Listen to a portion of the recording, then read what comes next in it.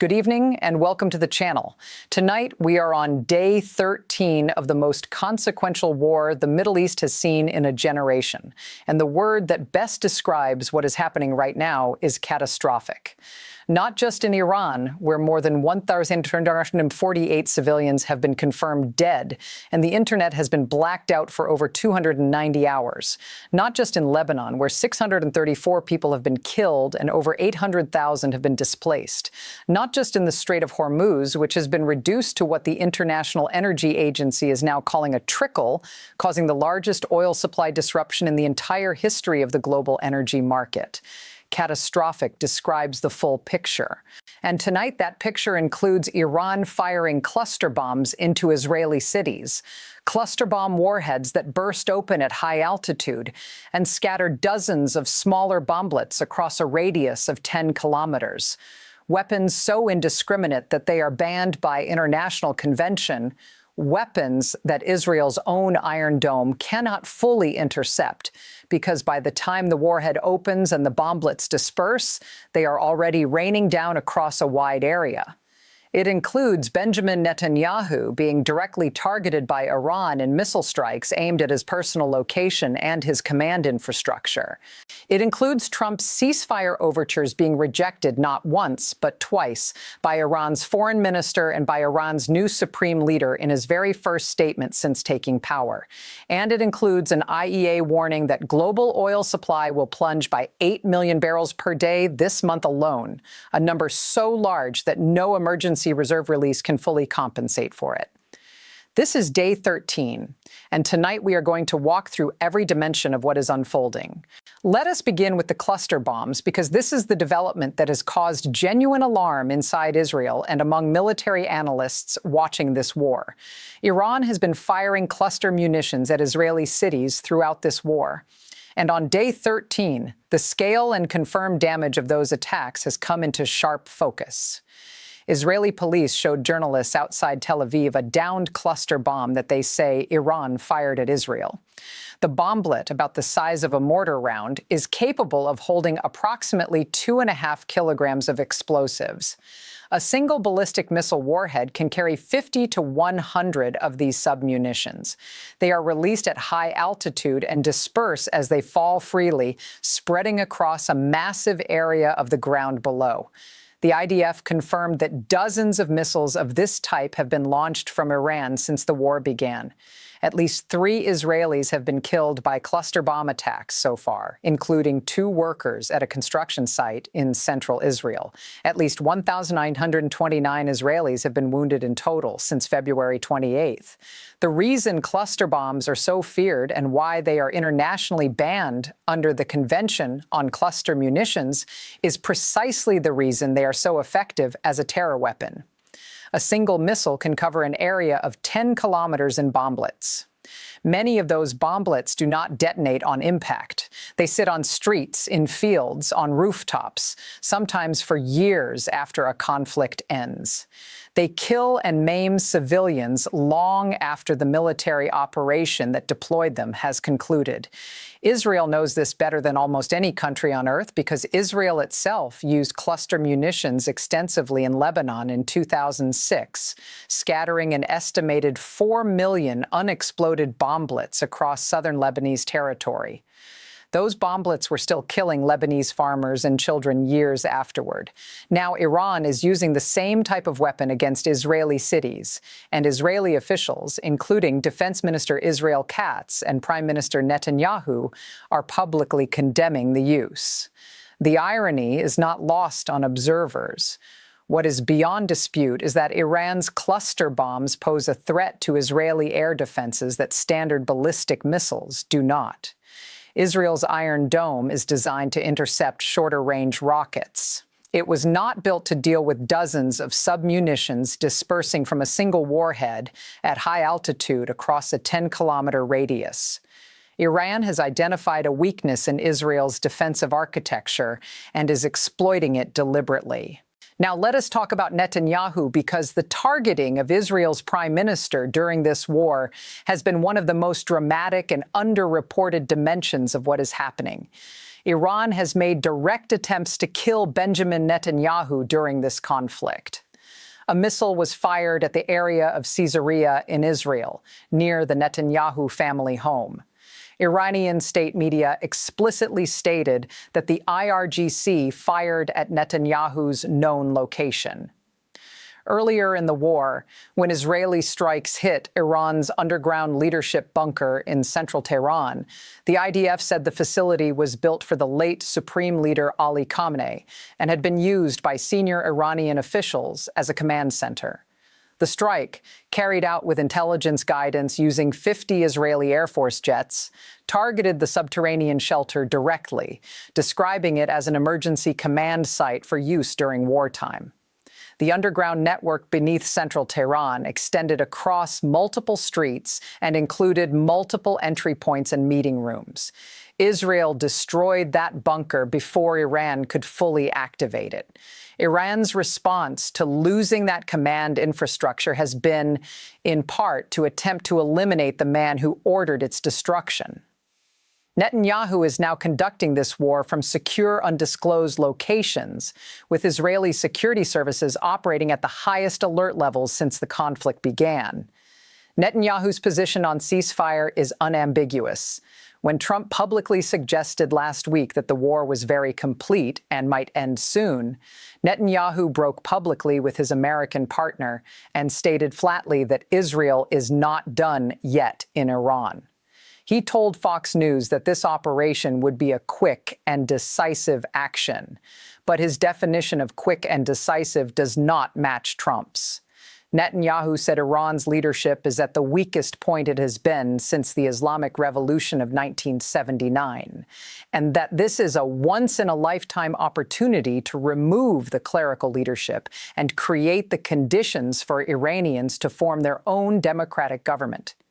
He made no mention of any timeline for ending Israeli strikes.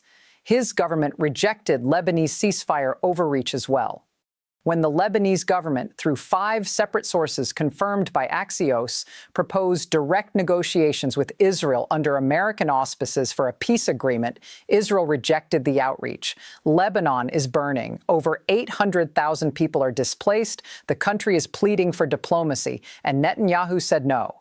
The ceasefire rejection goes deeper than just Netanyahu's position, because Trump himself has now had his overtures turned down twice by Iran.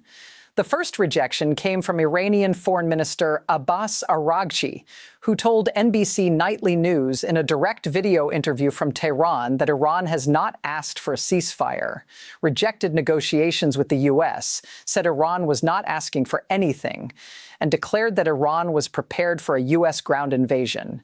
He was direct and defiant. He said the United States made a totally stupid decision to attack Iran while in nuclear negotiations and betrayed the Gulf nations that had been working for a diplomatic resolution. The second rejection came today, on day 13, from Iran's new Supreme Leader Mojtaba Khamenei himself in his first statement since being appointed. The statement, read by a female news anchor on Iranian state television with a photo of Khamenei displayed on screen, was unambiguous. Khamenei vowed that the Strait of Hormuz will remain closed. He demanded the United States pay compensation for the destruction it has caused. He warned that all U.S. bases in the region will be attacked unless they are immediately closed. He invoked Yemen's armed groups, saying they will also do the job, and said Iraq's armed factions want to help the Islamic Revolution. He promised vengeance for the martyrs of this war, and said in particular that the killing of children at the Shajare Tayyibeh Girls' School in Minab, where U.S. forces accidentally fired a Tomahawk cruise missile, killing at least 165 students and teachers on day 1, would receive particular attention. And in the statement's most chilling passage, Khamenei said Iran has studied opening new fronts where the enemy has little experience and would be highly vulnerable. He did not specify what those fronts are. But analysts say the language signals a potential return to the kind of worldwide terrorist operations that Iran and its proxies carried out in the 1980s and 1990s, including bombings of American and Jewish targets across multiple continents.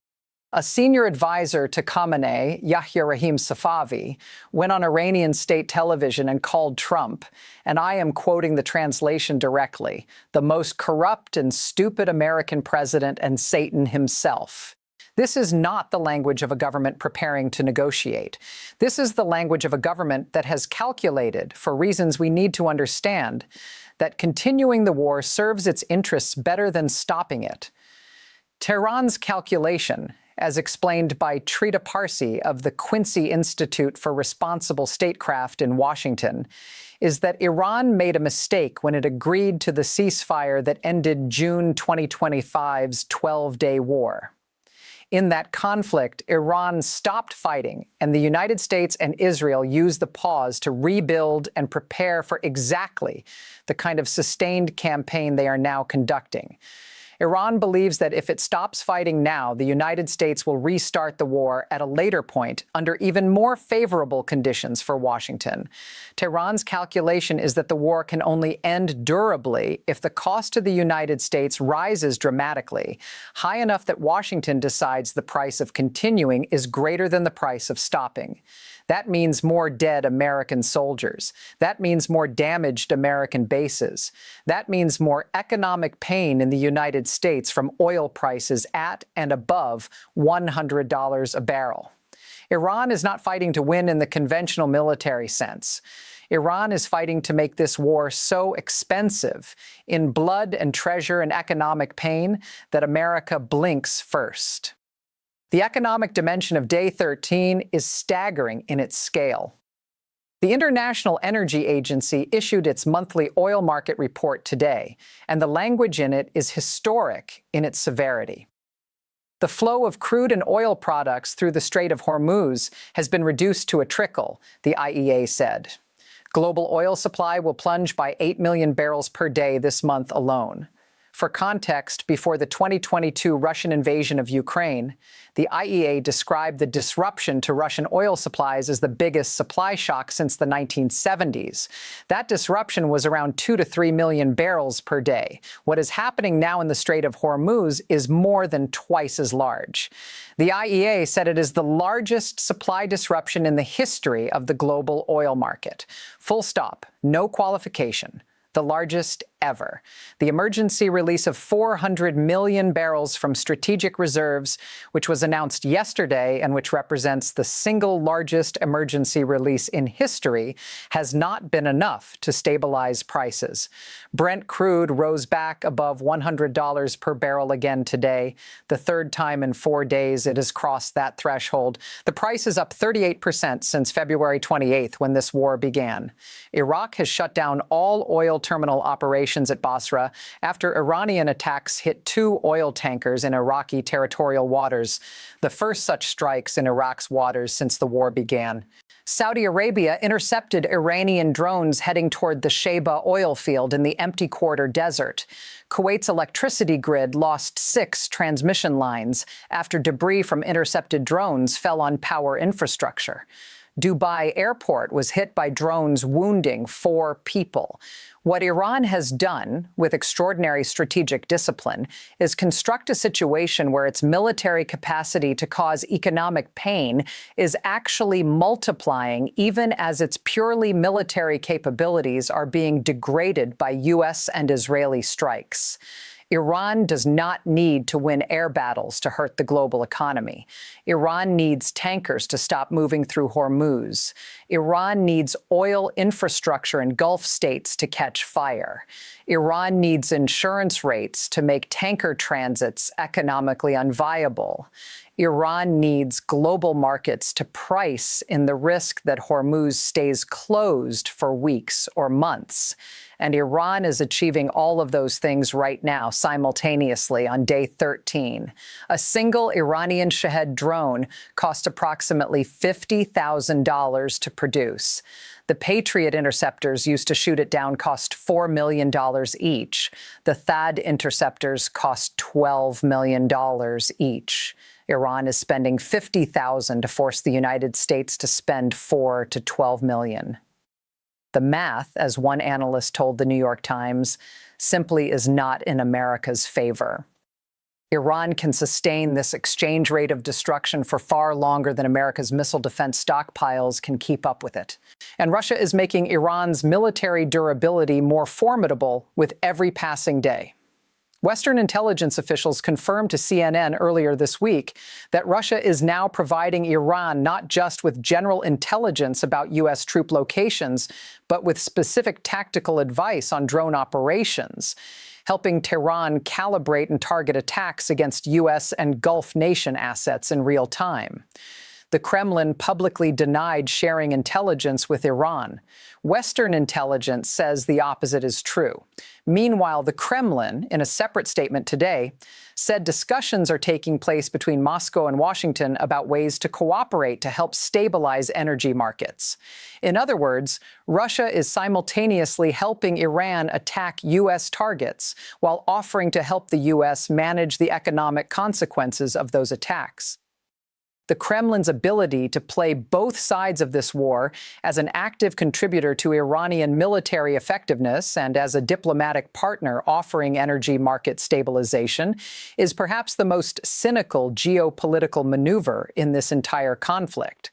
On the nuclear front, Day 13 brought confirmation that Israel has struck the Taliban II compound at the Parchin military complex near Tehran, a facility that Western intelligence officials believe was used for developing advanced explosives and conducting sensitive experiments as part of Iran's AMAD project, which Israel describes as a covert nuclear weapons development program. The IDF said the site was related to developing critical capabilities for nuclear weapons. Satellite imagery confirmed massive damage to the compound. Israel struck Taliban II previously in October 2024, but satellite photos showed Iran had begun reconstructing the facility by last May, adding roof structures to conceal activity from overhead surveillance. Israel struck it again in this war, and this time the strike was announced publicly, sending a direct message. Trump posted on Truth Social that stopping Iran from developing nuclear weapons is a higher priority to him than oil prices. He wrote that curtailing Iran's power is more important than the price of Brent crude. The Israeli military said it has now neutralized 2/3 of Iran's ballistic missile launchers and approximately 80% of its air defense systems. More than 110 drones have been intercepted and destroyed. More than 5,000 Iranian targets have been struck since February 28th. And yet Iran keeps firing. The IRGC carried out a joint operation with Hezbollah on Day 13, 5 hours of sustained fire targeting more than 50 sites across Israel. Sirens sounded in Tel Aviv, Jerusalem, Haifa, Beersheba. Hezbollah fired rockets across the Lebanese border into northern Israel, targeting strategic facilities as Israeli officials warned it would, in an effort to stretch the IDF's attention across multiple fronts simultaneously. Israel responded with large-scale strikes on Beirut's southern suburbs. The Lebanese death toll is now 634. Over 800,000 people have been displaced. The United Nations Refugee Agency has called the pace of displacement unprecedented. The Sports City Stadium in Beirut is now housing 800 displaced people living in tents without clean bathrooms. The Lebanese government, which asked Israel for a ceasefire through 5 separate channels and was refused, is watching its country be pulled apart by a war between its neighbor and the Islamic Republic it has spent years trying to limit the influence of within its own borders. In Washington, the political pressure on the Trump administration is intensifying in ways that are beginning to constrain this war in real time. Senate Democrats demanded public hearings after classified briefings failed to produce answers about the war's goals, timeline, or exit strategy. Senator Chris Murphy said the briefings were kept classified because Trump cannot defend this war in public. Murphy said officials confirmed that regime change and destroying Iran's nuclear program were not stated U.S. war goals, raising an obvious question. If those are not the goals, what are the goals, and how will the United States know when it has achieved them? A war powers resolution to restrict Trump's ability to continue military action against Iran was introduced in the Senate and failed to pass. But the fact that it was introduced at all signals that Congress is beginning to push back. The Pentagon confirmed the first week of the war against Iran cost the United States $11.3 billion. That figure was delivered in a classified briefing to Congress. 8 American soldiers have been killed. 140 have been wounded. 8 of those are currently severely injured. Retired Colonel Lawrence Wilkerson, former Chief of Staff to Secretary of State Colin Powell, said on Democracy Now! That the United States and Israel are committing what he called wanton war crimes in Iran, having bombed civilians relentlessly, bombed a school, bombed a hospital. He said Western media are downplaying how effective Iran has been in defending itself and inflicting damage on the United States. And in the most alarming analysis of the war offered by any senior American military figure so far, Wilkerson said that Netanyahu has correctly interpreted what this war is, and that in his judgment, Netanyahu is ready to use a nuclear weapon if the situation deteriorates as badly as it might, because in Wilkerson's words, Iran has not even begun to fire its most sophisticated missiles. That statement from a man who served at the highest levels of American national security about the possibility of Israeli nuclear weapon use in this conflict is the kind of assessment that deserves to be heard and understood rather than dismissed. Let us also take a moment for the civilians of Iran, because those 1,248 dead are not statistics. They are people. UNICEF reported today that the escalating conflict has created a catastrophic situation with more than 100 children reported injured or killed in Iran since February 28th. The people of Tehran are living through continuous bombardment, an internet blackout that has now exceeded 290 hours, and what the World Health Organization is calling black rain, toxic contaminated precipitation falling from clouds that have absorbed smoke from Iran's destroyed oil depots and fuel storage facilities. Iran's own ambassador to the United Nations in Beirut said the United States and Israel have struck nearly 10,000 civilian sites in his country since the war began. Of those, many were confirmed to be military or dual-use facilities, but many were not.